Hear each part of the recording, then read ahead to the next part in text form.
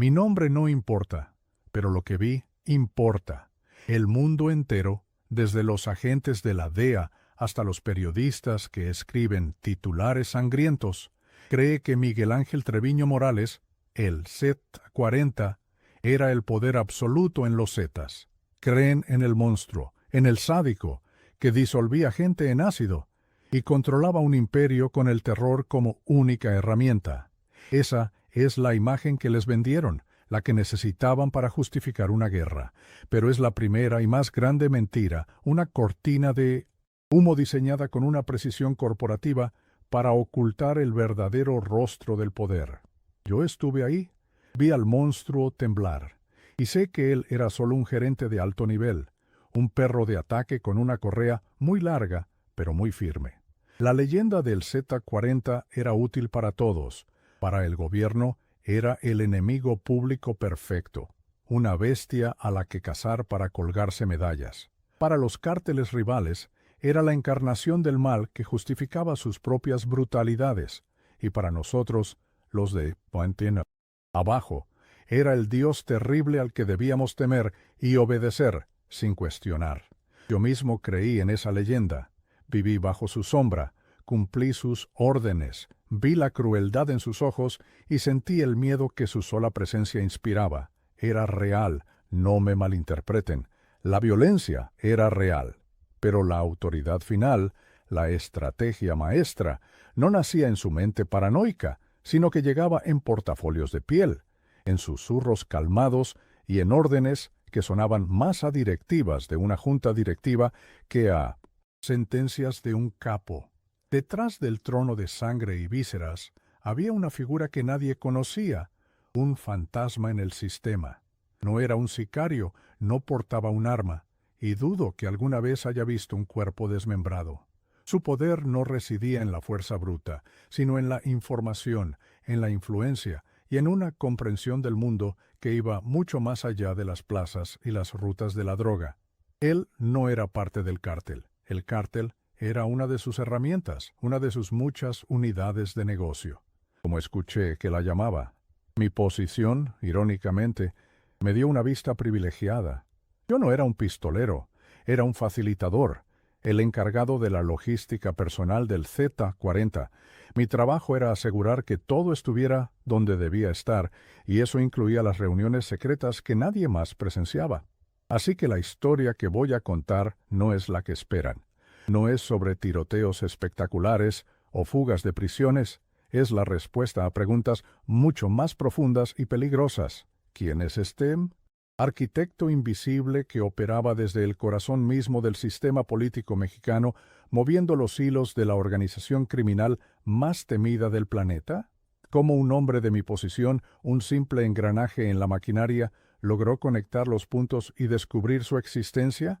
Y lo más crucial, ¿cómo es que comprender esa verdad me convirtió en un objetivo, forzándome a esta vida de eterno fugitivo, donde el silencio es mi única armadura y la memoria mi única maldición? Esta es la confesión de cómo descubrí que el verdadero monstruo no usa cuerno de chivo, sino traje y corbata. Yo no llegué a este mundo por ambición o por gusto por la violencia. Mi historia es mucho más común, más triste. Entré a finales de mis 20s, en esa época oscura, alrededor de 2010. Mi hermana menor, la única familia que me quedaba, se estaba muriendo. Una enfermedad rara que los médicos del sistema público no sabían ni cómo pronunciar, y una deuda médica que crecía como un tumor maligno. Vendí todo lo que tenía, pero no fue suficiente. La desesperación te empuja a lugares que nunca imaginaste, te hace tocar puertas que deberían permanecer cerradas. Un primo lejano me ofreció una salida, un trabajo de logística para gente importante en Tamaulipas. Prometía dinero rápido, suficiente para el tratamiento. No hice preguntas. En ese momento, la moralidad era un lujo que no podía permitirme. Para entender la magnitud de lo que voy a revelar, tienen que entender lo que era Tamaulipas en esos años. No, era un estado, era el feudo privado de los Zetas. Ellos no solo controlaban el narcotráfico, eran el gobierno, la ley y la muerte. Tenían un control paraestatal, con ingresos que superaban los 2.000 millones de dólares anuales, diversificados en secuestro, extorsión, robo de combustible y control de aduanas. La violencia era su tarjeta de presentación, una estrategia de terror para mantener a raya a la población y a los rivales. Pero debajo de esa capa de brutalidad pública operaba una estructura con disciplina corporativa, casi militar, y una protección política tan silenciosa como impenetrable. Fue dentro de esa maquinaria, en el ojo del huracán, donde empecé a notar las anomalías, las decisiones que no encajaban con la lógica de un psicópata como el Z-40. Mi entrada a este infierno no fue por codicia, ni por una fascinación con el poder. Fue por una simple y aplastante desesperación. Mi hermana, Ana, se apagaba lentamente en una cama de hospital público, víctima de una enfermedad que los médicos apenas podían nombrar. Cada día, la cuenta médica crecía, un monumento de papel a nuestra impotencia. Yo había vendido el pequeño terreno de mis padres, mi auto, todo lo que tenía algún valor. La impotencia es un ácido que corroe el alma, te deja hueco y dispuesto a llenarte con cualquier cosa que prometa una solución. Observar a la única persona que amas marchitarse mientras el mundo sigue girando te enseña que la moralidad es un concepto abstracto hasta que la supervivencia se vuelve concreta. La oferta llegó a través de un primo que siempre había andado en malos pasos, pero que mantenía un perfil bajo. Me habló de un trabajo de logística para gente importante en Tamaulipas. El pago era obsceno, suficiente para cubrir el tratamiento de Ana en una clínica privada en Houston y mucho más. No me dijo para quién trabajaría y yo no pregunté. En ese momento, la ignorancia era una forma de autoprotección, una delgada capa de negación que me permitía dar el siguiente paso. Me convencí a mí mismo de que solo movería cajas o coordinaría transportes, que mis manos no se mancharían directamente. Era una mentira que necesitaba creer para no desmoronarme, para justificar el pacto que estaba a punto de hacer. Mis primeros días fueron una inmersión brutal en una realidad que ninguna noticia puede capturar. Tamaulipas no era un lugar, era un estado de sitio permanente. El aire estaba cargado de un miedo denso y pegajoso. Veías el terror en los ojos de los comerciantes que pagaban piso, en el silencio de los policías locales que desviaban la mirada, en los convoyes de camionetas sin placas que se movían con la arrogancia de un ejército de ocupación. La jerarquía era clara y se reforzaba con una violencia espectacular y pública. Los Zetas no solo querían ser temidos, necesitaban que su crueldad fuera una leyenda, un evangelio de sangre que se extendiera por cada rincón para asegurar una obediencia absoluta. Mi rol, afortunadamente, me mantuvo alejado de la línea de fuego. Me convertí en lo que internamente llamaban un facilitador. Mi inteligencia y mi capacidad para organizar me hicieron útil. No portaba un arma. Mi trabajo era asegurar que las cosas sucedieran sin contratiempos. Coordinaba las casas de seguridad, los vehículos blindados, las comunicaciones encriptadas e incluso los gustos personales de los altos mandos. Me volví indispensable en la sombra, el hombre que hacía funcionar el reloj. Esta posición me otorgó una proximidad única al círculo íntimo de Miguel Ángel Treviño, el Z-40. Yo era parte del mobiliario, presente pero invisible, y por eso vi lo que nadie más debía ver. Para comprender la magnitud de mi descubrimiento, primero hay que entender la figura del Z-40. Él era la encarnación del terror.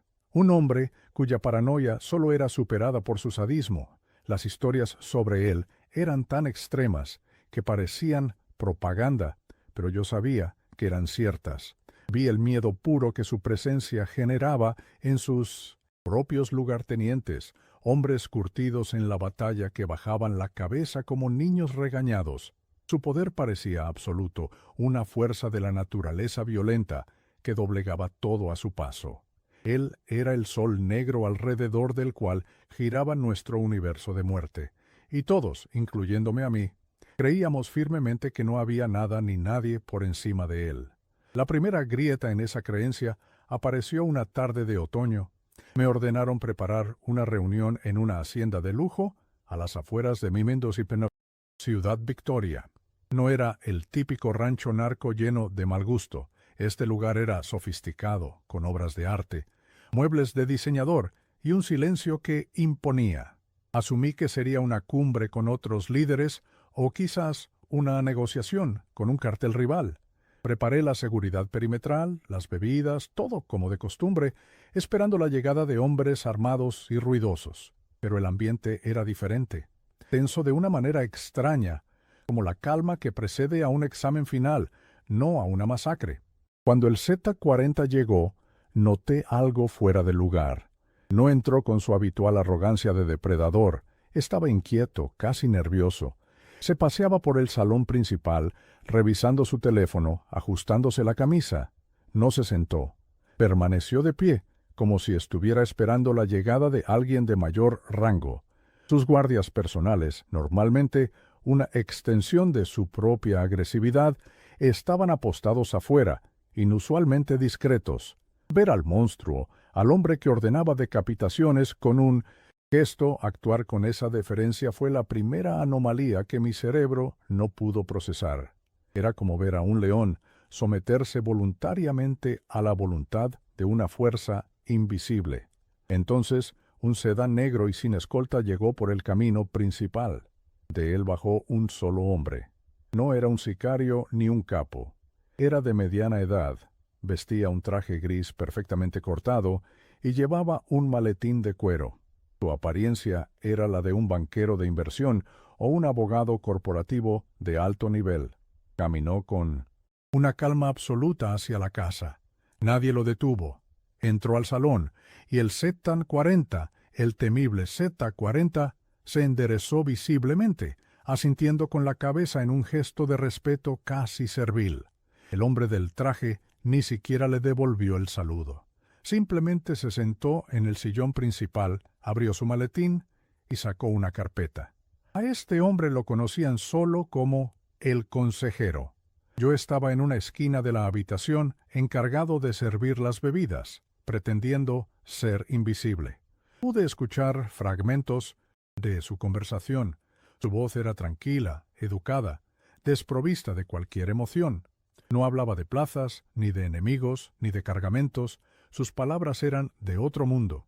Reprendió a Treviño no por la violencia, sino por una caída en la eficiencia logística en el puerto de Veracruz. Lo criticó por generar atención mediática innecesaria con una masacre reciente, explicando que eso afectaba negativamente el clima de inversión en la región.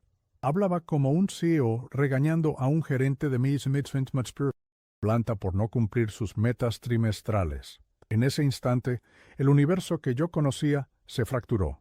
El miedo que inspiraba el Z-40 era visceral, basado en la amenaza de una tortura inimaginable.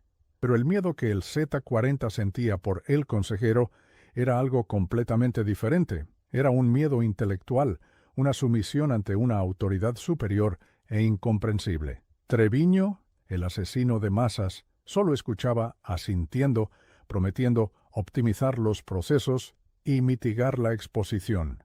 La que por violencia era solo una herramienta, y el Z-40, el supuesto maestro del terror, era simplemente el operario que la manejaba. El verdadero poder no gritaba ni amenazaba, susurraba directivas corporativas en una hacienda de lujo. La reunión no duró más de 30 minutos. El consejero guardó sus papeles, se levantó y se fue con la misma calma con la que llegó, sin despedirse. El Z-40 permaneció de pie en silencio, hasta que el sonido del motor del sedán se desvaneció en la distancia. Solo. Entonces se permitió sentarse, y vi en su rostro una mezcla de humillación y furia contenida que nunca antes había presenciado. Se sirvió un whisky con mano temblorosa. Para el resto del mundo, él era el diablo en persona. Pero en esa habitación yo había visto al diablo encontrarse con su creador, y su creador vestía traje y hablaba de hojas de cálculo. El viaje de regreso a la ciudad fue en un silencio sepulcral, pero mi mente era un torbellino de preguntas peligrosas. ¿Quién era ese hombre? ¿Qué clase de poder tenía para someter al individuo más temido de México con meras palabras sobre eficiencia? Comprendí que la estructura que yo creía conocer era una fachada. Los Zetas no eran una simple organización criminal, eran una división, una unidad de negocio, como la había llamado el consejero. Y si el Z40 era solo un gerente, entonces la verdadera junta directiva operaba en un plano completamente distinto, uno que fusionaba el crimen con la alta política y las finanzas. A partir de 1900, ese día mi trabajo cambió. Ya no era solo un facilitador que cumplía órdenes para sobrevivir y pagar las cuentas de un hospital.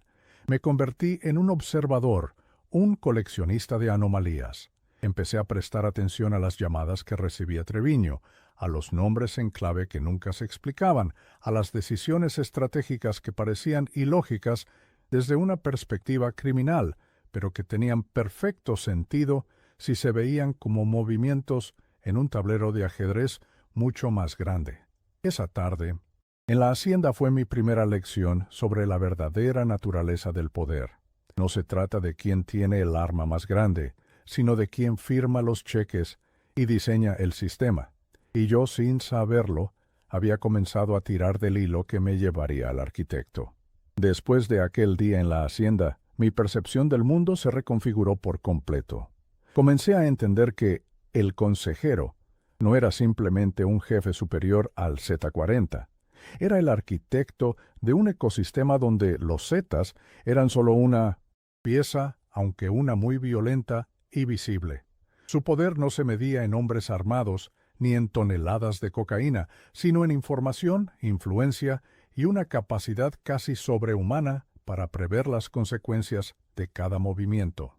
Observándolo a través de las decisiones que se filtraban hasta Treviño, aprendí que la verdadera dominación no se ejerce con un grito, sino con un cálculo preciso. La violencia era para él una herramienta burda, un recurso costoso que generaba ruido y atraía atención no deseada. Su verdadera maestría residía en lograr sus objetivos sin disparar una sola bala. Su modus operandi se basaba en un principio fundamental: la eficiencia por encima del espectáculo. Para el Z40, una masacre era una demostración de poder. Para el consejero, era un fracaso de planificación, una externalidad negativa que complicaba las operaciones principales. Escuché a Treviño repetir sus frases como si fueran mantras sagrados.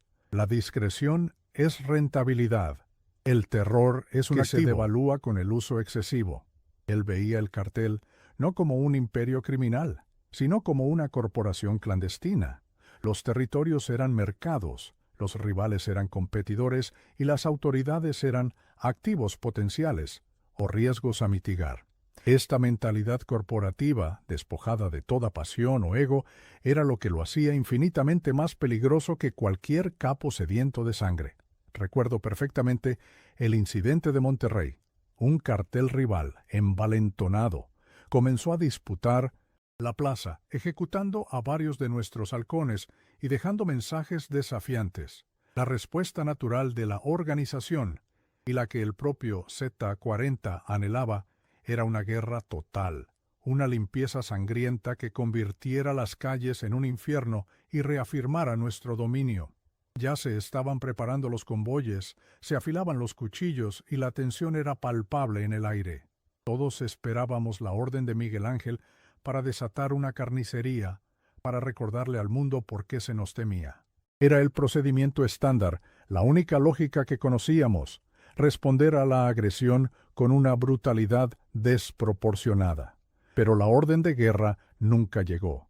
En su lugar, llegó una directiva del consejero: contención total. El Z40 estaba furioso, humillado, pero obedeció. 2 semanas después, la noticia estalló en los medios nacionales. Unidades de élite del ejército mexicano, actuando con base en inteligencia anónima precisa, habían llevado a cabo una serie de redadas quirúrgicas en Mindos toda la zona metropolitana de Monterrey. En menos de 48 horas, toda la estructura de liderazgo del cartel rival fue desmantelada, capturada o abatida. Más tarde, escuché a Treviño explicarlo con una admiración resentida, usando las palabras exactas de El Consejero. Hemos externalizado los costos de seguridad y utilizado los activos del Estado a nuestro favor. No hubo guerra, no hubo gasto de municiones ni pérdida de hombres. El Estado hizo nuestro trabajo sucio y encima se llevó el crédito. Su genio para la manipulación se reveló de forma aún más escalofriante en el caso de un juez federal. Este hombre era una rareza, incorruptible. Estaba a punto de firmar órdenes de extradición que afectarían a piezas clave de nuestra estructura logística. Sobornarlo era imposible. Las ofertas fueron rechazadas con desdén. Matarlo era una opción, pero sería un escándalo mayúsculo, atraería la atención de los estadounidenses y, como diría el consejero, generaría un clima de negocios adverso. Dentro de la organización, la frustración era enorme. Parecía un problema sin solución, un muro contra el que nuestra fuerza bruta no podía hacer nada. Era una amenaza silenciosa que ponía en jaque años de trabajo y lealtades compradas. El consejero no buscó un punto débil en el juez, sino un punto de anclaje emocional. A través de su vasta red de información, descubrió que el nieto más joven del juez padecía una enfermedad degenerativa rara, y la familia luchaba por costear un tratamiento experimental en Houston.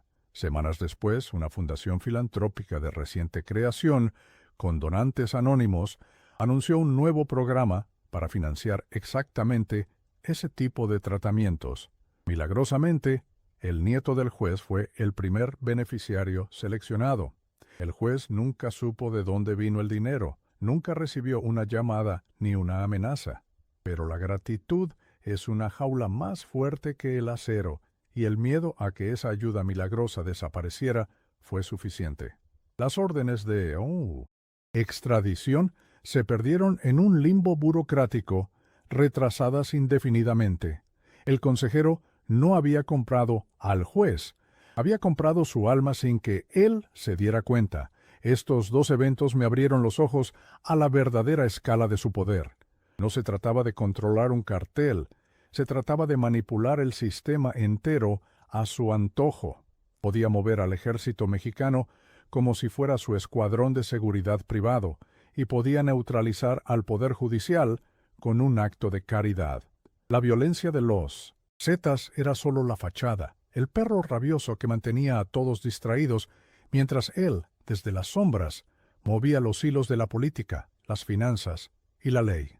La admiración que sentí por su intelecto fue rápidamente reemplazada por un terror profundo y existencial. Comprendí que yo no era un miembro de una organización, sino un peón en su tablero personal, un activo completamente prescindible en una hoja de cálculo que él podía borrar con un simple clic. Mi entendimiento del poder de el consejero era, hasta entonces, una observación clínica, un análisis distante de un sistema fascinante y terrible. Yo veía sus jugadas maestras con una mezcla de admiración y pavor, pero siempre desde la seguridad de mi posición. Creía, en mi ingenuidad, que mi utilidad era mi armadura. El evento que pulverizó esa ilusión fue una operación en el puerto de Altamira. Tuvimos éxito al interceptar un cargamento masivo de precursores químicos de un cartel rival, una victoria logística impecable que nos posicionó con una ventaja estratégica por meses. La celebración fue breve pero intensa. Por un momento, nos sentimos como soldados de un ejército victorioso, no como criminales esperando la próxima traición.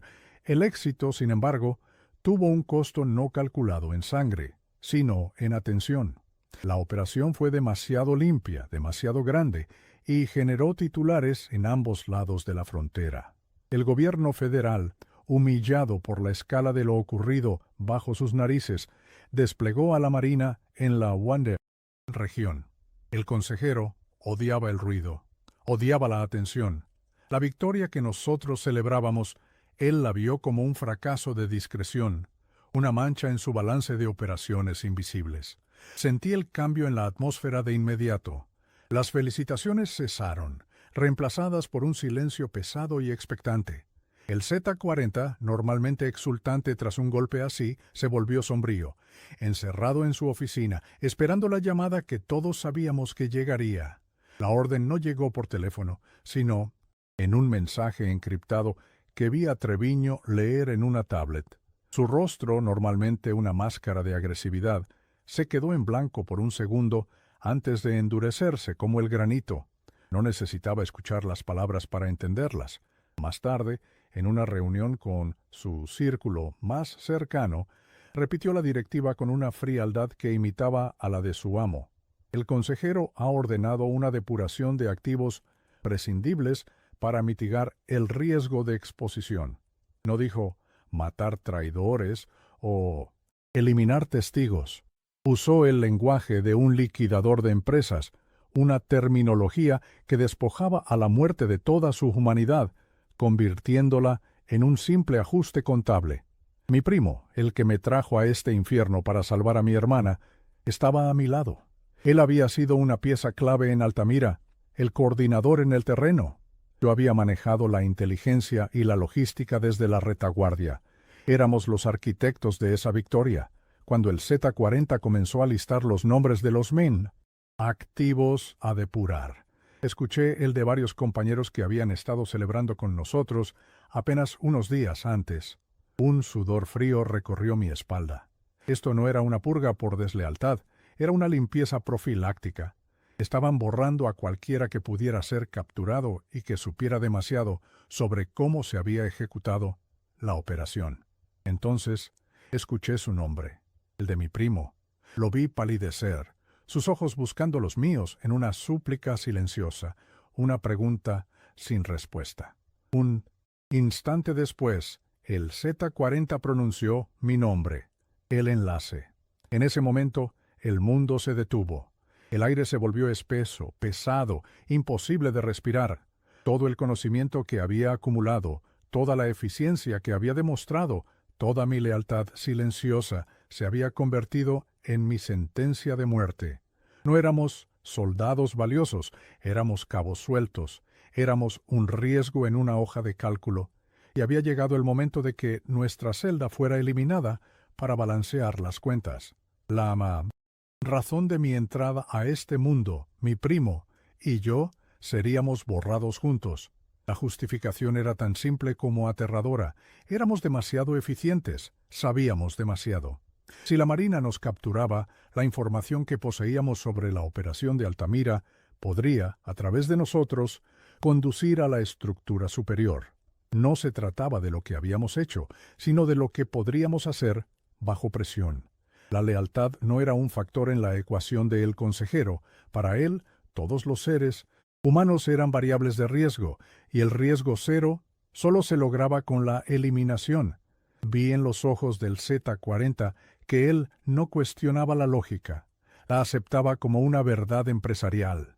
Es para proteger la integridad de la operación a largo plazo, dijo, sin mirarnos. No hubo un juicio, ni siquiera una acusación. 2 guardias se acercaron a mi primo y lo tomaron por los brazos.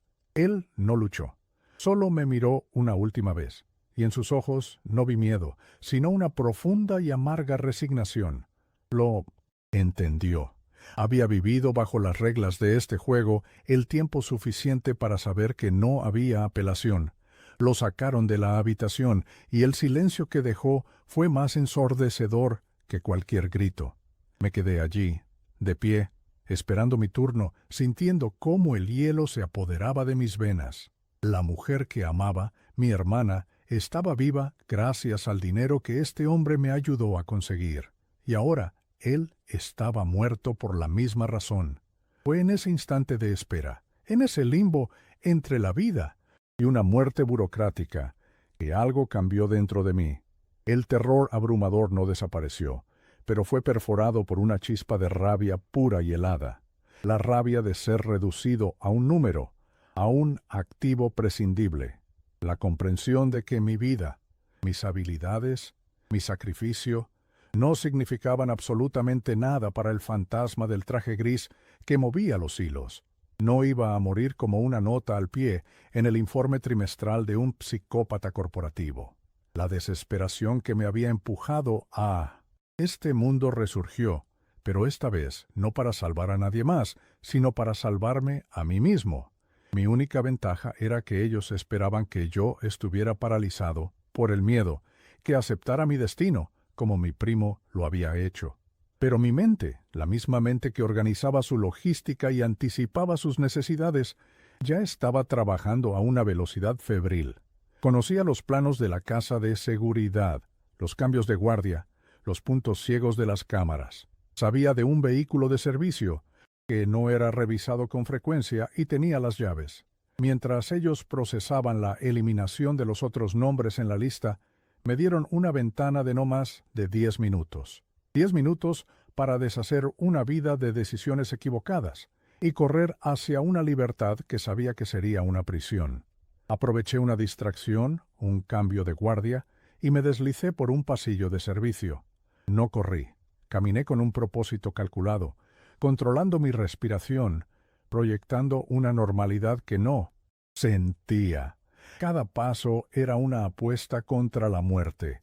Llegué al vehículo, arranqué el motor y salí del complejo sin levantar sospechas, como si estuviera en una de mis diligencias habituales. No miré hacia atrás. Con cada metro que me alejaba, el peso de mi decisión se hacía más pesado. No solo estaba huyendo del Z-40 y sus sicarios, estaba huyendo de El Consejero, un hombre que no dejaba cabos sueltos, un fantasma que podía mover ejércitos con una llamada. Al llegar a la carretera principal, finalmente me permití respirar. Pero el aire no trajo alivio, solo la amarga comprensión de mi nueva realidad. Había escapado de mi ejecución, pero me había sentenciado a una vida de fuga perpetua. Me había convertido en un error en la contabilidad de El Consejero, una anomalía que su sistema, por su propia naturaleza, buscaría corregir. Mi libertad no era un espacio abierto, sino una jaula sin barrotes, definida por el miedo constante a la sombra que yo mismo había ayudado a descubrir. A partir de ese momento, mi única misión no sería vivir, sino simplemente no ser borrado.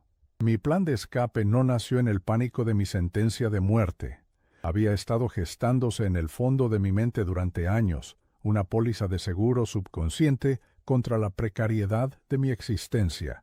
Mi posición como facilitador me daba control sobre flujos de efectivo para gastos operativos, sobornos y bonificaciones.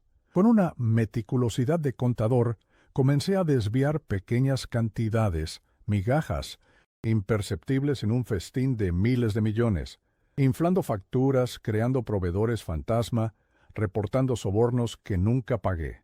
Durante 5 años acumulé casi $500,000 en efectivo, guardados en varias cuentas anónimas y escondites físicos. No era codicia. Era el capital inicial para comprar una nueva vida si el negocio decidía liquidar mis acciones. El dinero era solo una parte de la ecuación. La otra, más crucial, eran las personas. Mi trabajo consistía en construir puentes, y yo me aseguré de que algunos de esos puentes fueran exclusivamente míos. No me refiero a sicarios o lugartenientes, sino a los engranajes anónimos de la maquinaria. Un agente de aduanas en Laredo, a quien ayudé a pagar el tratamiento médico de su hijo. Un falsificador de documentos en Monterrey, cuya deuda con la organización perdoné discretamente. Un transportista de bajo nivel que valoraba que yo siempre lo tratara con un respeto que sus jefes le negaban. Nunca les pedí nada a cambio. Solo cultivé una red de gratitud silenciosa. Eran deudas que esperaba no cobrar nunca, pero las mantenía en mi libro de contabilidad personal. En el momento en que escuché mi nombre en esa lista de depuración, el miedo fue reemplazado por una claridad absoluta. Era como si toda mi vida hubiera sido un entrenamiento para esos 10 minutos. No hubo pánico, solo la ejecución fría de un plan de contingencia. Cada movimiento estaba precalculado. El vehículo de servicio, el camino de tierra que evitaba los retenes, el primer punto de cambio donde abandoné el auto y me subí a un camión de carga anónimo conducido por mi contacto transportista. Durante las primeras 48 horas no dormí. Solo me movía, cambiando de vehículo 3 veces, usando teléfonos desechables, convirtiéndome en un fantasma logístico, aplicando las mismas habilidades que usaba para el cártel, pero esta vez para salvarme a mí mismo. Cruzar la frontera fue el momento de la verdad. No fue a través del desierto, ni escondido en un tráiler con otros desesperados. Fue mucho más limpio, más aterrador en su simplicidad. Mi contacto en Laredo me dio una ventana de 7 minutos en un carril comercial. Mi contacto falsificador me había proporcionado una identidad temporal impecable como inspector de control de calidad de una maquiladora. Caminé a través del punto de control, mi corazón martillando contra mis costillas, pero mi rostro una máscara de aburrimiento burocrático. El agente en la cabina, un hombre que no me conocía pero que seguía las instrucciones de mi contacto, apenas levantó la vista. Me selló el pasaporte.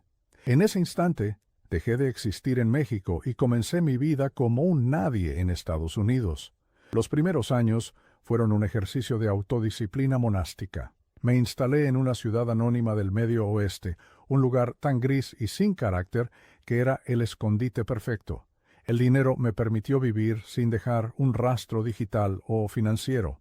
Pagué en efectivo por un pequeño apartamento en un edificio sin cámaras. Conseguí un trabajo mal pagado en la cocina de un restaurante que no hacía preguntas, y construí una rutina deliberadamente aburrida. Mi único lujo era el anonimato. La parte más difícil fue el silencio autoimpuesto. No podía contactar a mi hermana.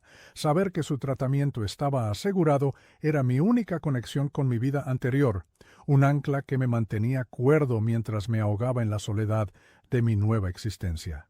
Lentamente, con el paso de los meses que se convirtieron en años, la paranoia comenzó a retroceder. El hábito de mirar por encima del hombro se suavizó, la tensión en mis músculos se relajó. Mi vida se redujo a un ciclo predecible. El calor de la cocina, el camino a casa, los libros de la biblioteca pública. Empecé a creer que lo había logrado, que para una corporación tan vasta como la que dirigía el consejero, yo era un error de redondeo, una pérdida menor que ya había sido amortizada y olvidada. El silencio de mis perseguidores ya no se sentía como una amenaza inminente, sino como una confirmación de mi éxito. Comencé a confundir la ausencia de peligro con la presencia de seguridad, un error fatal para cualquiera que haya visto el rostro del verdadero poder. Un día, mientras leía un periódico en un café, vi la noticia. Miguel Ángel Treviño Morales, el Z-40, había sido capturado por la Marina Mexicana en un operativo sorpresa. Sentí una oleada de alivio tan intensa que casi me hizo llorar. El monstruo que me había sentenciado a muerte estaba en una jaula. Ingenuamente, creí que su caída significaba el fin de la estructura que yo conocía. Pensé que con el perro de ataque fuera de juego, el amo perdería interés en los asuntos viejos. Esa noche, por primera vez en años, dormí sin pesadillas. Me permití la peligrosa fantasía de que, tal vez, el sistema que me había creado y luego intentado borrar estaba finalmente desmoronándose. Creí que la captura del gerente significaba la quiebra de la empresa. Habían pasado casi 4 años. Mi inglés era fluido.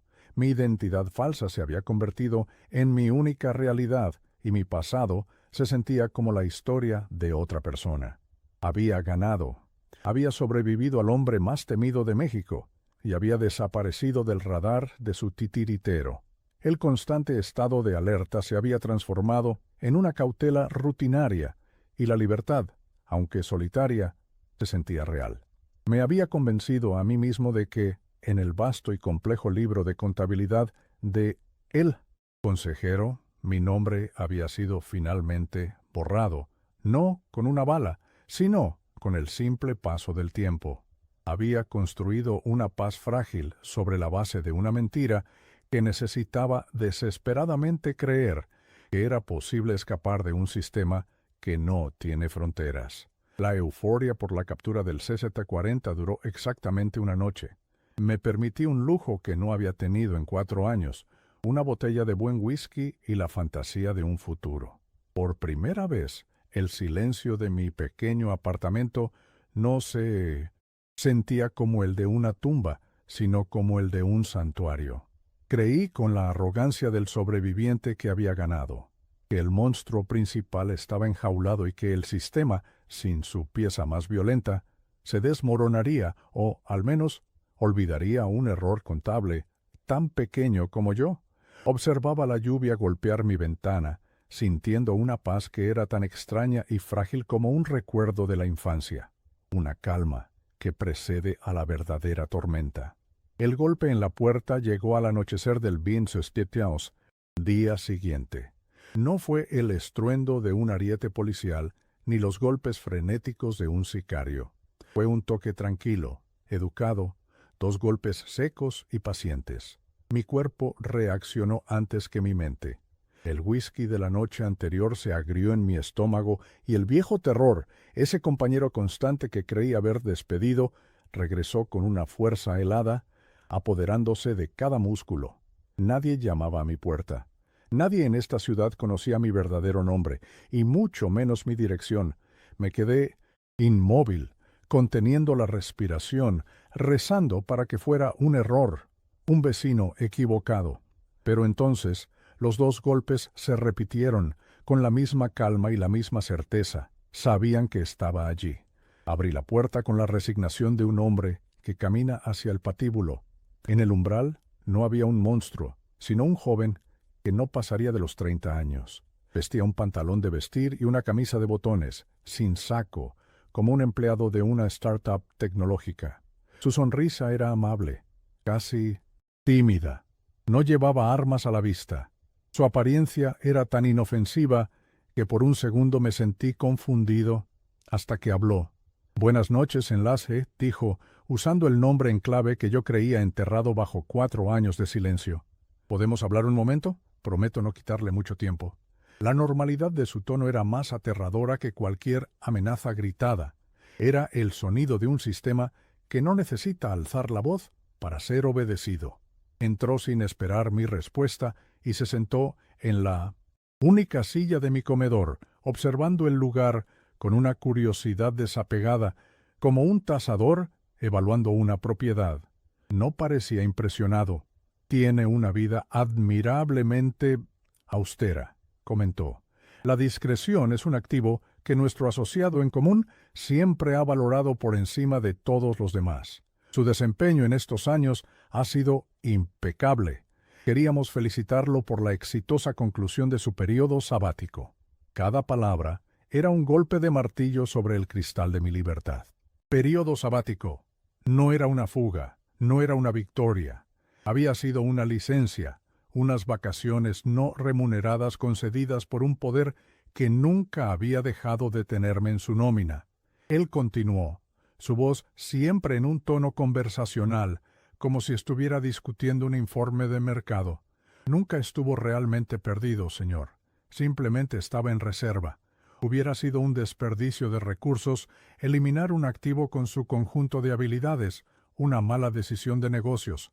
Así que simplemente monitoreamos su reubicación, confirmamos su compromiso con el anonimato y lo archivamos. Un activo valioso no se descarta, se pone en un estado latente hasta que las condiciones del mercado requieran su reactivación». La verdad me golpeó con la fuerza de una tortura física. Mi supervivencia no había sido mi logro, sino su estrategia. Yo no era un fantasma, era una herramienta guardada en su caja. Sacó una tablet delgada de un pequeño maletín y la deslizó sobre la mesa. La pantalla mostraba la entrada de un hospital en Houston. «Con la reciente reestructuración gerencial», dijo, refiriéndose a la captura de Treviño, «han surgido nuevas oportunidades de expansión en mercados europeos. Se requiere un nivel de sofisticación logística que muy pocos poseen». Luego, la imagen en la tablet cambió. Mostraba una habitación de hospital y en la cama dormía mi hermana. La fundación que cubre su tratamiento es una entidad con un presupuesto muy delicado. Sería una tragedia que una mala gestión fiscal la obligara a recortar beneficiarios. Su salud, como la de nuestra empresa, depende de una buena administración. La amenaza era perfecta, silenciosa, innegable y envuelta en la jerga de la responsabilidad corporativa. El joven se levantó, dejando sobre la mesa un teléfono satelital sellado. Recibirá sus nuevas directivas en 24 horas. Bienvenido de nuevo al equipo. Se fue con la misma calma con la que llegó, cerrando la puerta suavemente detrás de él. Me quedé solo en mi habitación, el santuario ahora convertido en una celda de aislamiento. La esperanza que había florecido en mi pecho se marchitó y murió, dejando un vacío helado. No había escapado, nunca lo hice. Solo me habían trasladado de una prisión a otra, de una visible de sicarios y balas, a una invisible de silencio y vigilancia. Mi sentencia no era la muerte, sino una vida de servidumbre. El consejero no me había perdonado la vida. Simplemente me había puesto en su balance, un activo más en su imperio sin rostro. Ahora entiendo la verdadera naturaleza del juego. El consejero no es un criminal en el sentido tradicional, es la evolución final del poder, un sistema encarnado en un solo hombre. Su filosofía no se basa en la conquista territorial, sino en la asimilación sistémica. No busca destruir el Estado, sino fusionarse con él hasta que sea imposible distinguirlos. Para él, la guerra contra las drogas no es un conflicto que deba ganarse, sino un mercado que debe regularse. Un teatro de operaciones donde figuras como el Z-40 son solo los actores violentos y desechables que mantienen al público distraído. El verdadero negocio se realiza en los paraísos fiscales, en las juntas directivas y en los pasillos del poder político. Él no rompe las reglas, las reescribe en silencio. El mundo celebra la caída de los capos creyendo que se ha ganado una batalla. Es la mayor de las farsas. La captura de Treviño no fue una derrota para el sistema, fue una reestructuración corporativa. El Leiter consejero no pierde hombres, liquida activos de bajo rendimiento o mitiga riesgos de exposición, utiliza al ejército y a las agencias de inteligencia como su departamento de recursos humanos, despidiendo a los gerentes problemáticos mientras él permanece intocable, promoviendo a la siguiente generación. La guerra es el negocio. Mientras los gobiernos gastan miles de millones persiguiendo a los monstruos que él mismo promueve, él consolida su control, diversifica sus inversiones y asegura que el verdadero poder, el poder financiero y político, nunca sea el objetivo. Así que esta es mi verdadera sentencia. No es la muerte ni la cárcel, sino la lucidez. Estoy condenado a vivir con el conocimiento de que no hay una fuera, no hay un lugar al que escapar, porque el sistema que él diseñó no tiene fronteras. Mi libertad nunca fue real, fue una licencia no remunerada. Ahora he sido reincorporado. Mi vida y la de mi hermana son el nuevo contrato de permanencia. No soy un prisionero ni un hombre libre. Soy un fantasma al servicio de otro fantasma, un engranaje en una maquinaria invisible que mueve el mundo. No morí en aquella casa de seguridad, pero ahora entiendo que mi condena es trabajar a perpetuidad en la nómina de la sombra.